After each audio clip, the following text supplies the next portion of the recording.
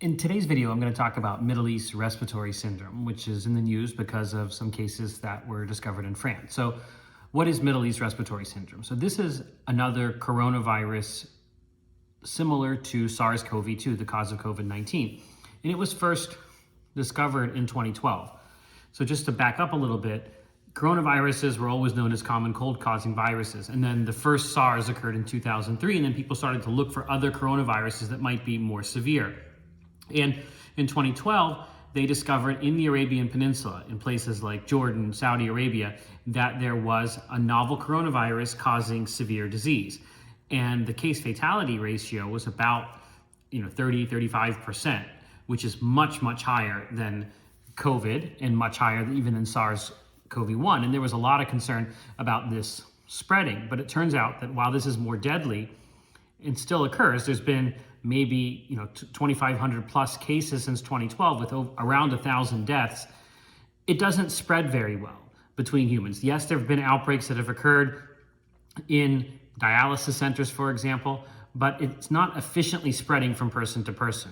So where does it come from? So like many coronaviruses, it finds its original home in bats. And what happens is that bats spill this virus into camels. And in the Arabian Peninsula, people have a lot of interactions with camels. They raise them, they have them as pets, they actually eat them, they make yogurt from them. And it's interaction with camels that's actually spreading this to human. And what we've seen in the last couple of weeks is two cases that were discovered in France in travelers to Oman who had consumed camel meat. So that fits with what we know happens with Middle East respiratory syndrome. There have been at least two cases that were diagnosed in the United States. That was several years ago and had to do with healthcare workers returning back to the United States. And these were mild cases, didn't have any onward spread. There probably were more cases too that just weren't tested because some people might have had mild illness and it was mixed in with other respiratory viruses in people's minds. Some people just didn't test. But it is, a significant coronavirus. There is not a vaccine for it. Although the early steps in making a vaccine are what enabled the SARS-CoV-2 vaccine to be made much more rapidly so that knowledge translated. We don't have any antiviral treatments for it.